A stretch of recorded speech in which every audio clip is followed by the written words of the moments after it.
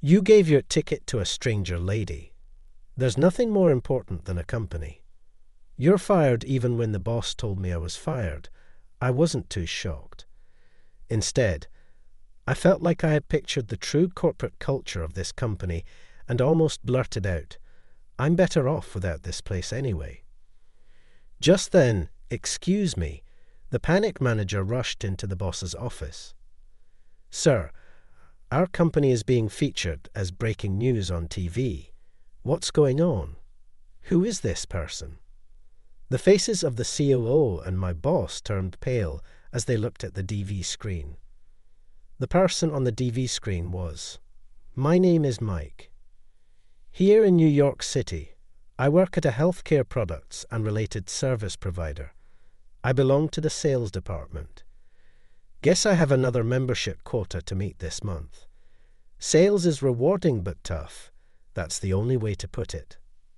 Our company's gym, based on the concept of a gym anyone can easily access at any time, has been expanding rapidly due to the recent health boom, making our business grow fast.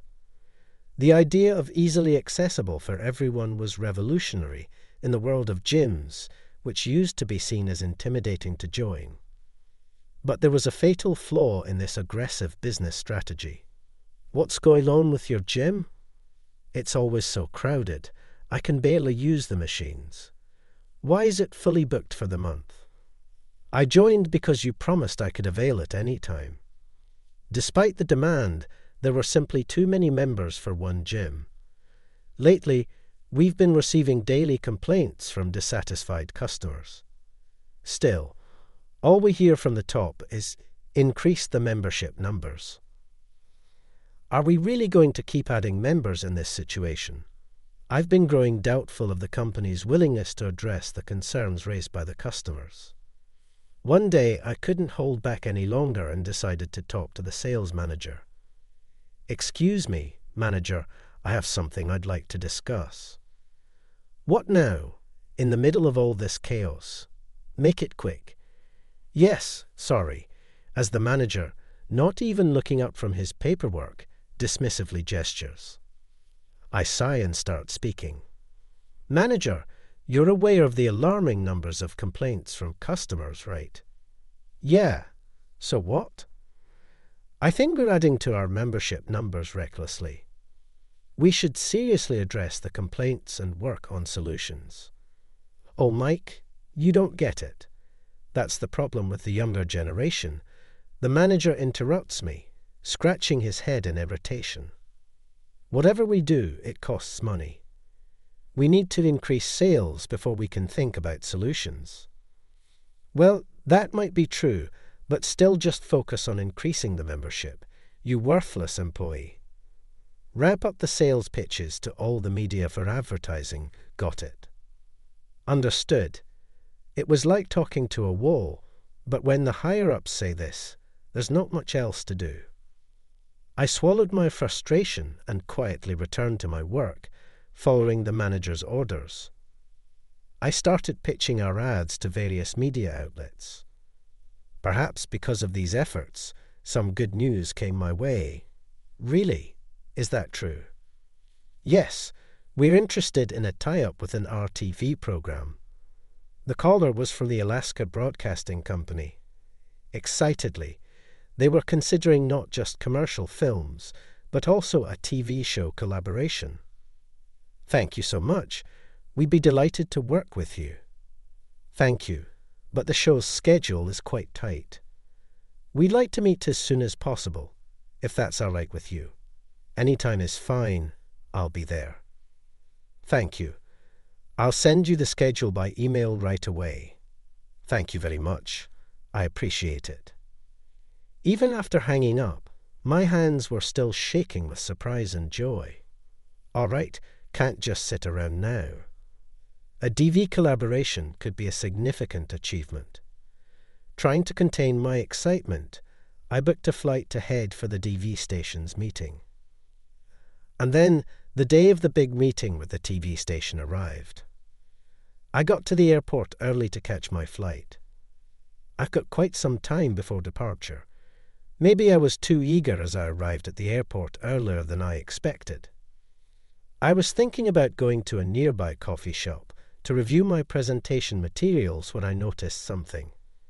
"Excuse me, are there any seats available on the flight to Anchorage? I really need to get on the next flight." A woman was desperately pleading with the airline counter staff. "Just a moment, please." The staff, looking confused, fiddled with their computer and wore a troubled expression.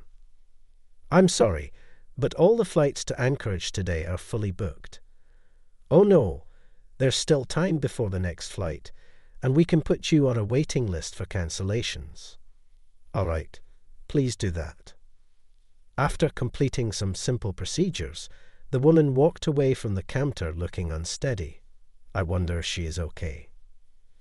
I found myself watching her as she sat down on a bench, covering her mouth with her hand, her shoulders shaking. It looked like she was crying.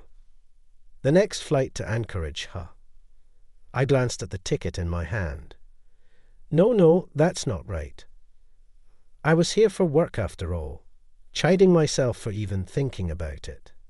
I started walking towards the coffee shop. As I passed by the woman sitting on the bench, her cell phone rang. "Hello, Jess. It's booked. I'm on a waiting list." "Oh, my, still unconscious.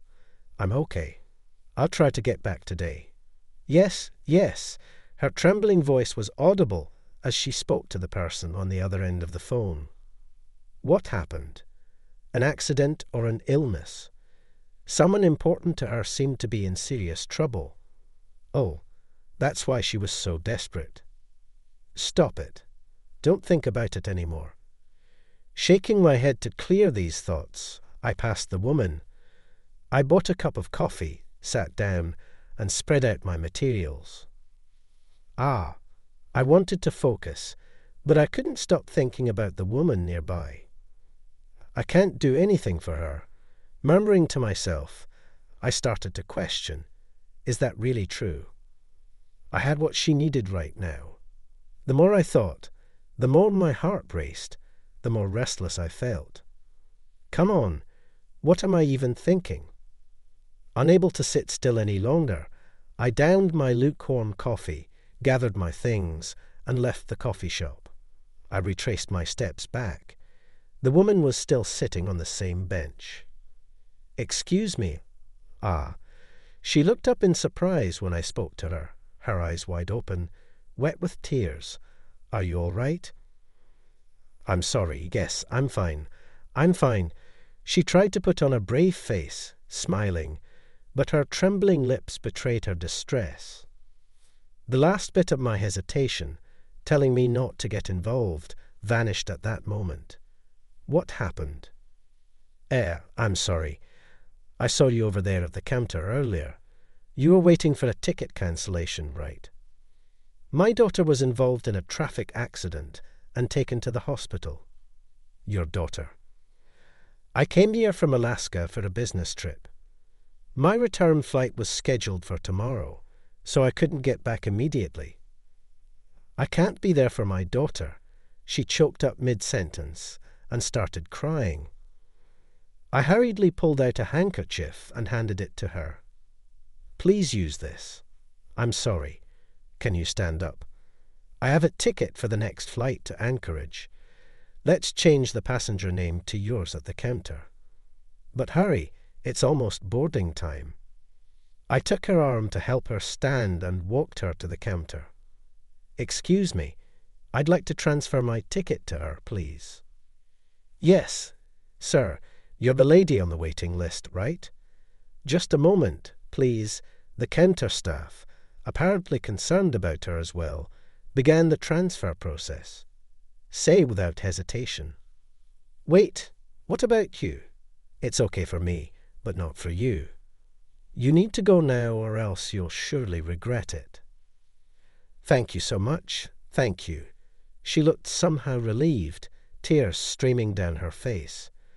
I gently shook my head and handed her the ticket. "Go to your daughter, please." "Thank you so much. Here, this is my card. May I have yours?" Of course, we exchanged business cards. Somewhat belatedly, her name turned out to be Alice. "You're Mike, right?"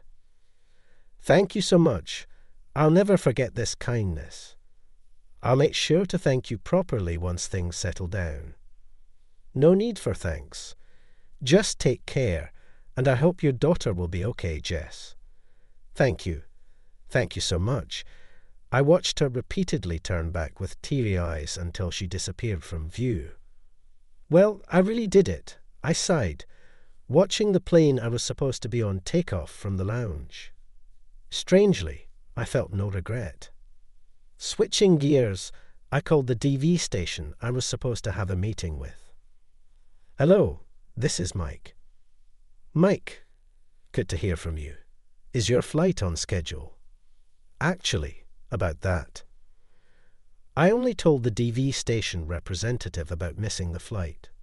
"I see. That's a bit of a problem.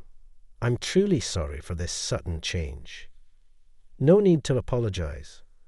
I understand something must have come up. However, we'll need to reschedule our tie-up discussion. I'll contact you once we have a new plan, but please understand that the project might be cancelled. Of course, I'm very sorry for the inconvenience." After a polite goodbye, I hung up. After a short wait. All right, time to head back to the office and face the music. My workday was far from over. Resolving to deal with whatever came next, I decided to head back to the office from the airport. "Mike, do you realize what you've done?"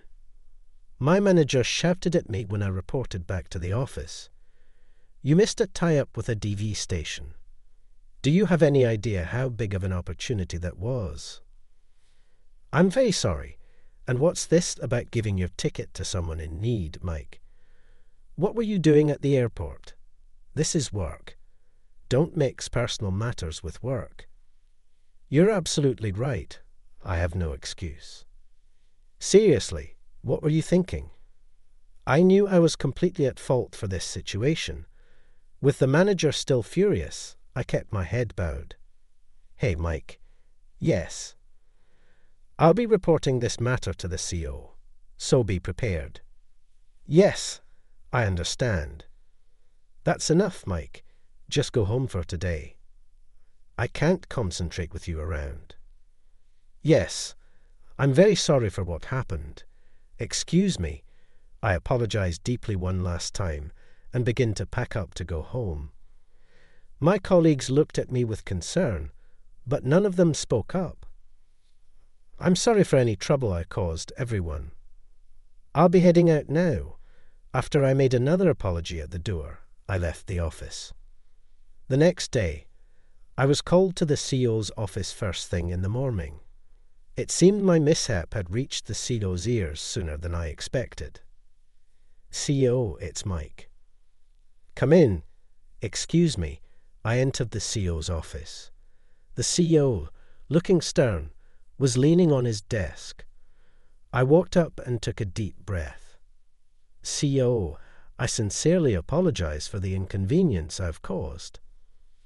"So you understand that you did something wrong?" "Yes." "So why did you do it?" "Are you trying to damage my company's reputation?" "I had no such intention." "Then what was your intention?" Well, could I make him understand if I explained the situation? With a glimmer of hope, I recounted the entire incident at the airport. "Your name was Mike, right?" "Yes." "Aren't you misunderstanding something? Our company doesn't run a charity." "I apologize. I was wrong." If apologies were enough, things would be easy, but they're not. "We don't need someone with your mindset in our company." The CEO handed me a document. It was a termination notice. "Complete the handover within the period stated here. Make sure your final task is done well." As I stood up, the CEO patted my shoulder lightly. "I understand. I'll accept it without any words." Unfortunately, there was no room for defense, and the CEO urged me to leave his office.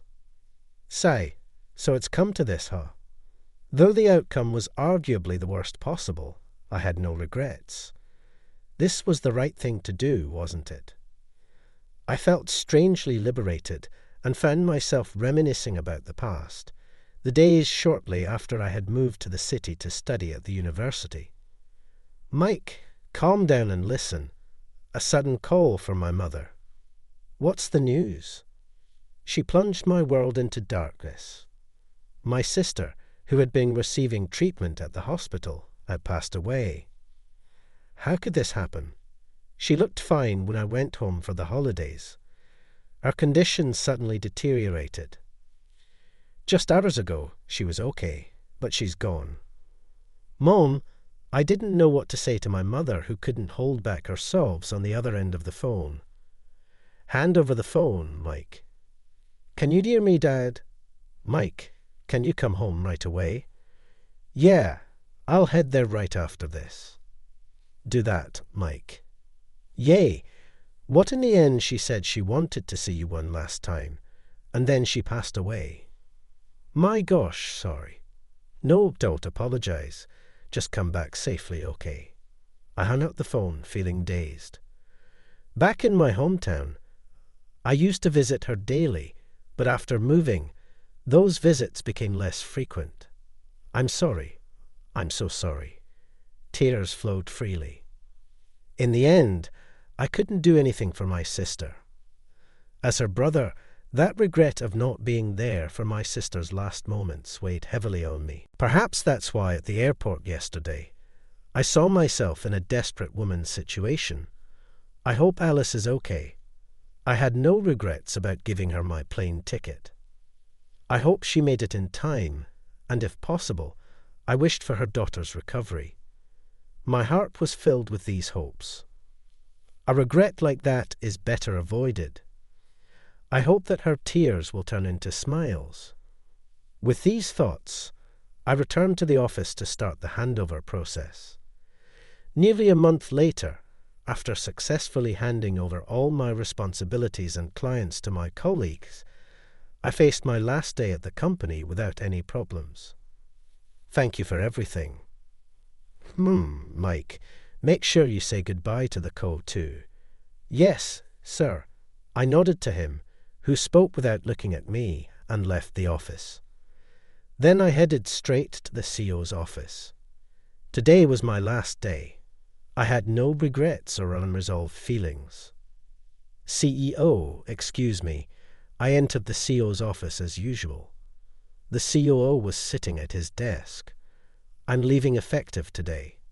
I sincerely apologize for any inconvenience I caused." "Indeed you should." Ideally, I would have liked to demand compensation for the damages, but be thankful I didn't go that far. The CEO let out an exaggerated sigh. "Still, you've practically thrown away your career. It's pitiful. I wonder what kind of upbringing leads someone to turn out like you." "My parents had nothing to do with this, huh?" "I wonder. Giving your business trip ticket to a stranger. What a ridiculous story." The CEO raised his voice and slammed his hand on the desk. I remained silent, continuing to stare at him. "Listen, since you seem unaware, I'll tell you this as a parting gift. In work, nothing is more important than a company. That you don't understand. This is precisely why people like you get fired." Despite the barrage of criticism, I wasn't too shaken. Instead, I felt like I had pictured the true corporate culture of this company and almost blurted out, "I'm better off without this place anyway." However, before I could speak, I was interrupted. "Excuse me." The manager rushed into the CEO's office in a fluster. "What, Nan? You're making a racket." "Sorry, CEO, but this is urgent. Please check the news right now." "What's the news?" Urged by the flustered manager, the CEO turned on the TV in his office with an irritated gesture. The screen showed a breaking news story that seemed to be a positive piece. "So, this man gave you the ticket?" "Yes, thanks to him. I could rush to my daughter's side.